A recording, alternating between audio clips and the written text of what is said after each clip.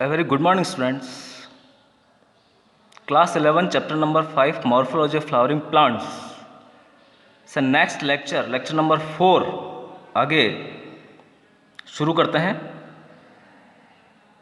और इस lecture number 4 में स्टूडेंट्स हम बात करने वाले हैं नेक्स्ट टॉपिक, जिसका नाम है एस्टाइवेशन।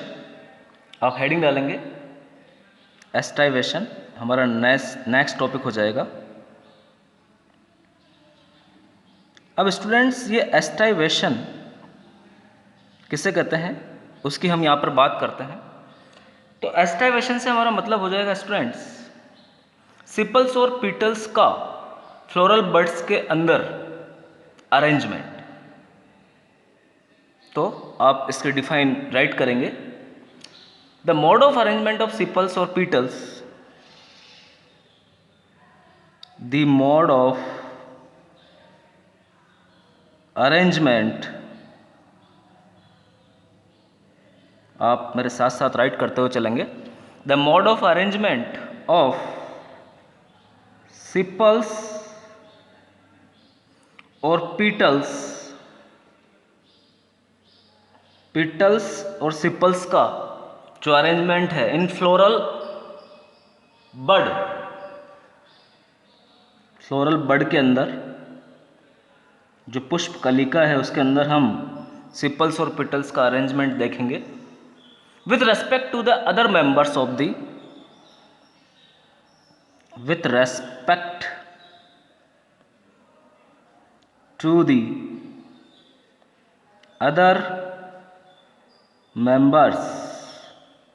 दूसरे मेंबर्स के रेस्पेक्ट में,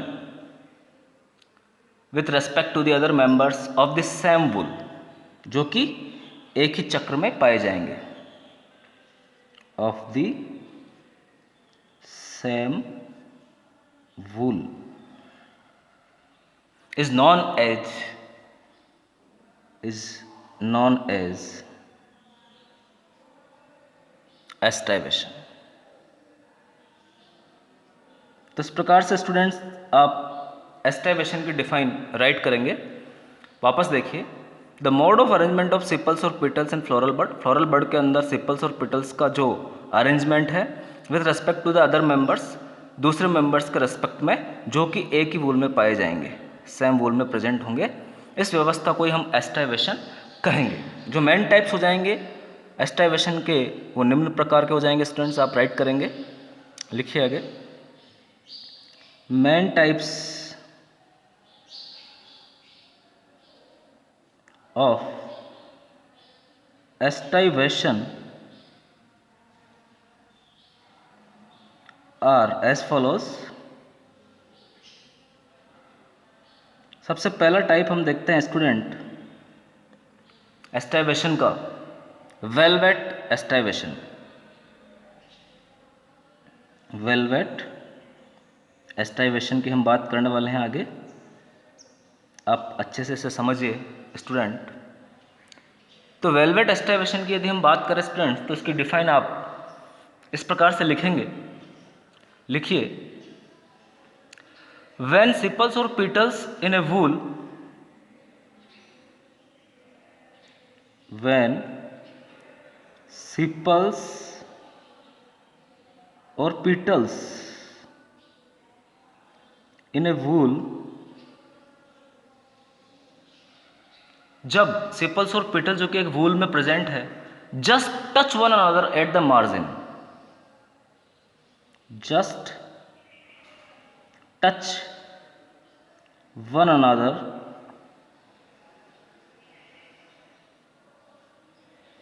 एट द मार्जिन, जो कि जस्ट एक दूसरे को टच करते हैं किनारों पर, टच करते हुए प्रतीत होंगे, टच नहीं करेंगे। आगे हम अभी डायग्राम बनाकर इसको देखते हैं। One another at the margin without overlapping, without overlapping, एक दूसरे के ऊपर ओवरलैप भी नहीं करते, एक दूसरे को ढकते भी नहीं हैं। फॉर एग्जाम्पल, वेलवेट प्रकार का आपका जो एस्टाइवेशन है स्टूडेंट्स, वो कैलोट्रोपिस में दिखाई देगा। फॉर एग्जाम्पल कैलोट्रोपिस ट्रोपिस। तो स्टूडेंट्स इसका एक छोटा सा डायग्राम भी हम यहाँ पर बना लेते हैं।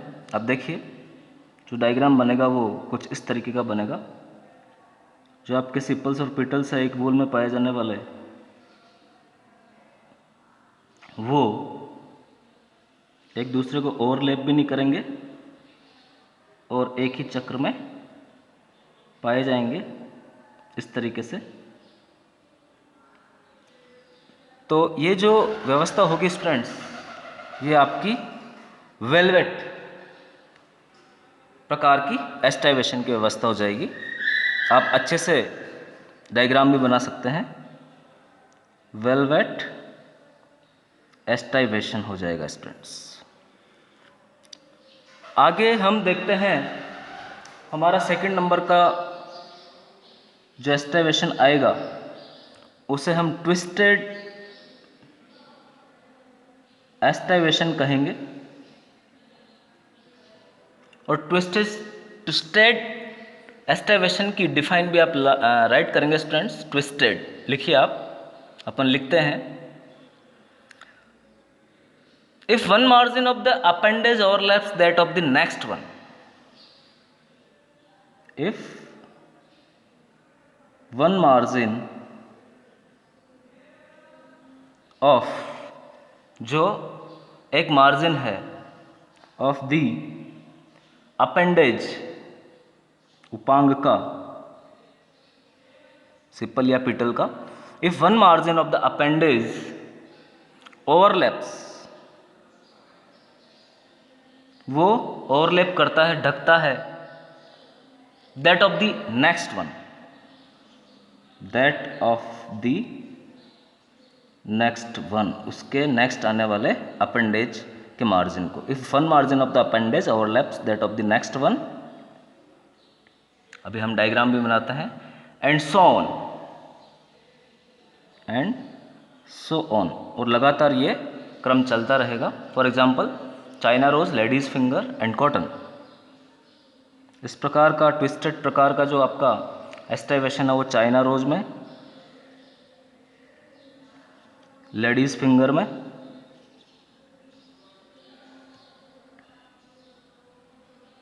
और कॉटन में दिखाई देता है।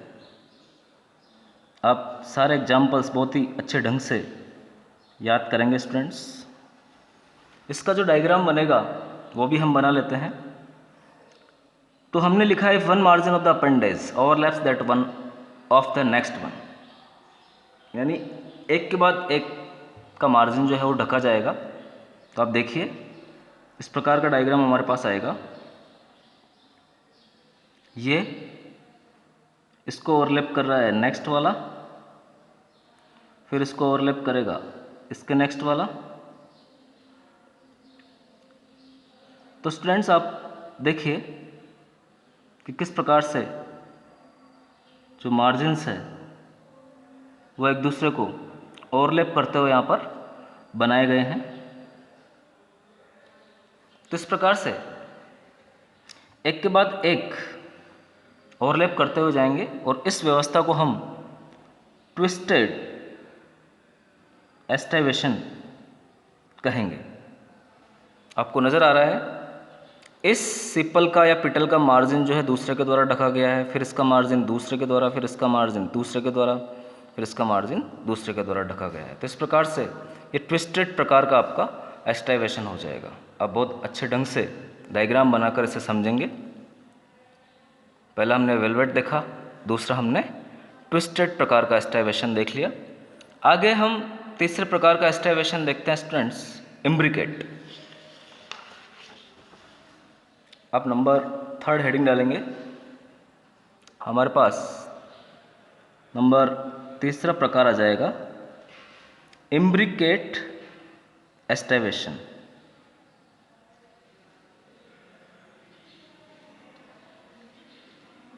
और इम्ब्रिकेट एस्टाइवेशन की डेफिनेशन भी आप राइट करेंगे स्टूडेंट्स। इसमें आप लिखेंगे if the margins of sepals और petals overlap one another, if the margins of sepals or petals overlap, जो मार्जिन्स है सिपल्स और पेटल्स के वो ओवरलैप करेंगे वन अनदर, एक दूसरे को, one another, but not in any particular direction, लेकिन यहाँ पर कोई पर्टिकुलर डायरेक्शन नहीं होगी, but not in any particular direction. पिछले वाले में स्टूडेंट्स एक पर्टिकुलर डायरेक्शन थी ट्विस्टेड में, लेकिन इम्ब्रिकेट में एक पर्टिकुलर डायरेक्शन नहीं पाई जाएगी। आप देखेंगे यहाँ पर कि जो सिपल्स और पीटल्स के मार्जिन से ओवरलैप हो रहे हैं वो पर्टिकुलर डायरेक्शन में नहीं मिलेंगे। फॉर एग्जाम्पल कैसिया एंड गुलमोहर, इसका एग्जाम्पल आप राइट करेंगे कैसिया एंड गुलमोहर में इसी प्रकार का आपका इम्ब्रिकेट टाइप का एस्टाइवेशन दिखाई देगा। तो इसका भी डायग्राम हम बनाएंगे स्टूडेंट्स इम्ब्रिकेट टाइप का। आप देखिए किस प्रकार से इसका डायग्राम बनेगा।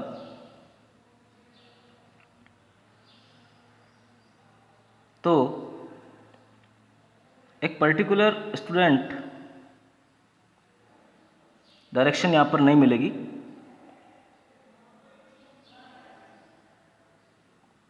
आप बनाने की कोशिश करेंगे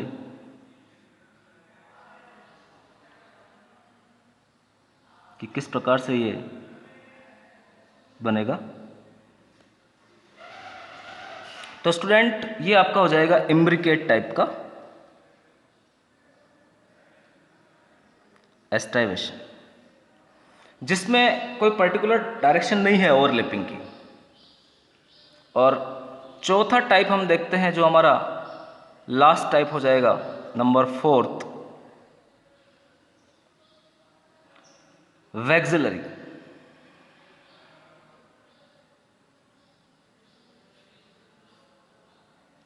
वैक्सिलरी एस्टाइवेशन। और वैक्सिलरी एस्टाइवेशन में स्टूडेंट्स आप राइट करेंगे इन पी एंड बीन फ्लावर्स। जब हम पी एंड बीन फ्लावर्स की बात करते हैं, फली वाले जो प्लांट्स हैं उनके फ्लावर्स की बात करते हैं, in pea and bean flowers there are 5 petals. तो यहाँ पर हमें 5 पेटल्स मिलते हैं। There are 5 petals. The largest overlaps the 2 lateral petals.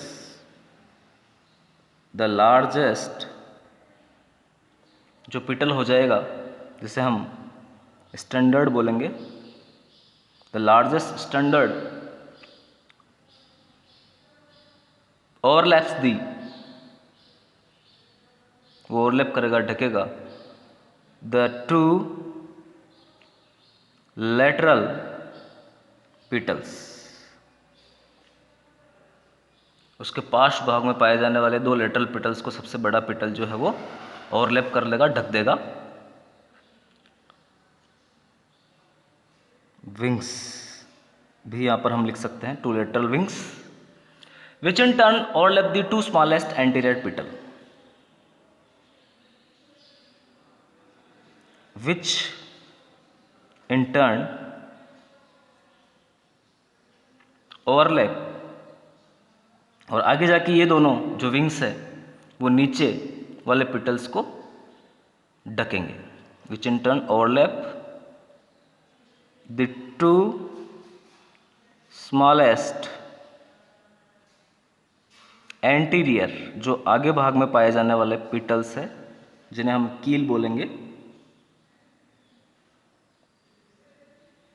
उनको ढकेगा। This type of aestivation is known as vexillary और पैपिलियोनेसियस एस्टाइवेशन। तो इस प्रकार के एस्टाइवेशन को हम, this type of aestivation is known as vexillary, और इसका दूसरा नाम भी आप याद रखेंगे स्टूडेंट्स, पेपिलियोनेसियस, पेपिलियोनेसियस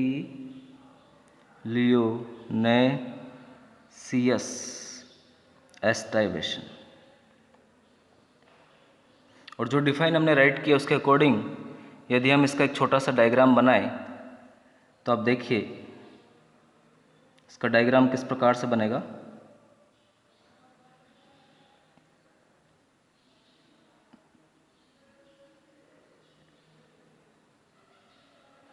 ये आपके ऊपर वाले पिटल्स हो जाएगा, सबसे लार्जेस्ट जो पिटल है वो दो लेटरल पिटल को ढकने का काम करेगा, और ये लेटरल पिटल जो है ये आगे जाकर एंटीरियर पिटल को ढक देंगे।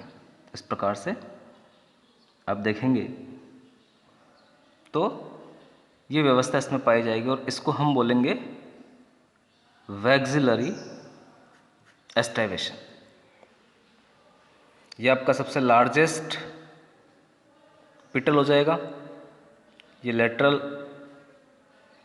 पिटल है, और ये आपका एंटीरियर पिटल हो जाएगा।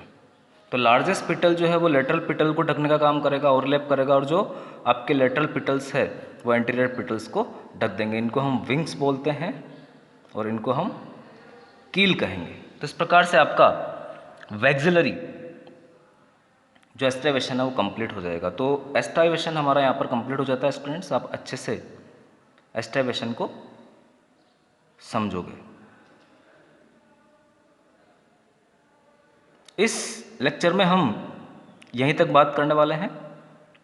Thank you very much.